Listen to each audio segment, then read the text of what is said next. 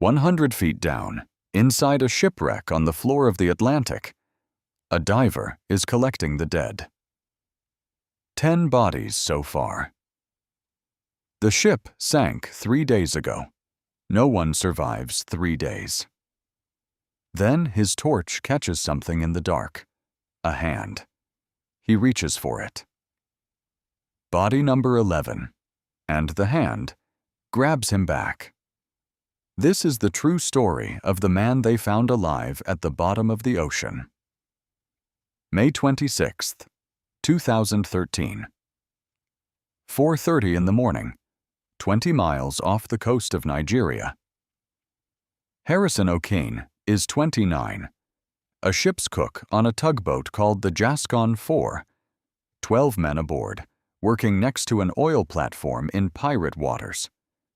Which is why, every night, all 11 of his crewmates lock themselves inside their cabins. Remember that detail. It's about to matter. Okene is awake.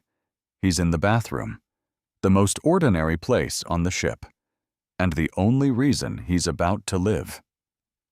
Outside, the Atlantic is turning violent. Swells hammer the hull, rolling the tugboat harder and harder, until one massive wave catches her wrong. The ship lurches, rolls, and flips. The floor becomes the ceiling. The lights die, and the ocean comes pouring in.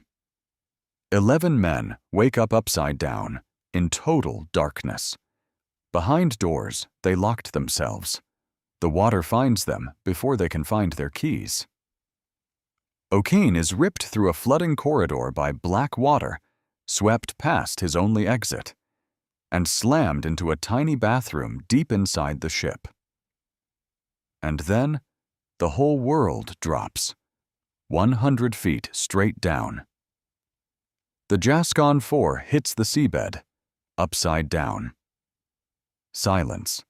In that bathroom, something impossible has happened. As the ship rolled, a bubble of air was trapped against the ceiling. A pocket, 4 feet high. Harrison Okene surfaces inside it, gasping. Alive. In water cold enough to kill him. In darkness so total, his eyes are useless. He's wearing nothing but his boxer shorts. Now do something for me. Hold your breath. And count. That's his entire supply of air. One small bubble, shrinking with every breath he takes. 100 feet under the sea, inside a locked steel tomb that the whole world believes is a grave. Most people break here. Okene goes to work. He drags a floating mattress into a platform, getting his body out of the freezing water before hypothermia finishes him. He finds the wash basin and clings to it to keep his head in the bubble. He forces himself still because every movement, every shiver, every panicked breath burns oxygen he cannot get back. In the wreckage, his fingers find 1 bottle of cola. For the next 2.5 days, it's all he has. And then, the sounds begin. Fish have entered the wreck, and through the steel walls, Okene can hear them, feeding. He knows exactly what they're feeding on. The 11 men he cooked breakfast for yesterday. By day 2, the air is turning poison. Here's what Okene doesn't know. Scientists will later do the math on his survival. The pressure at that depth compressed his little bubble's air supply, stretching hours into days. But his own exhaled carbon dioxide is slowly filling the pocket. He is on a countdown. Researchers later estimate he loses consciousness at hour 79. He can't do that math. He just knows each breath is heavier than the last. Freezing. Starving. The salt water peeling the skin from his tongue. Alone in a dark so complete it makes no difference whether his eyes are open.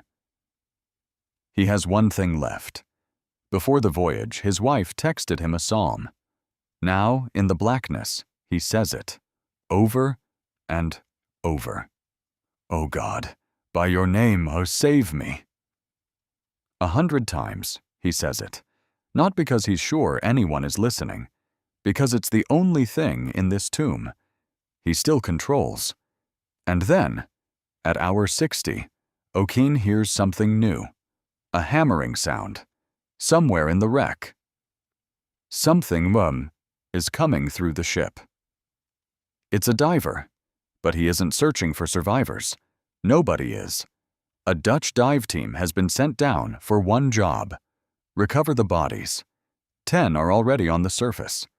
In a control room above, a screen shows everything the diver's camera sees. His torch sweeps the flooded dark. And on that screen, everyone sees it at the same moment. A hand.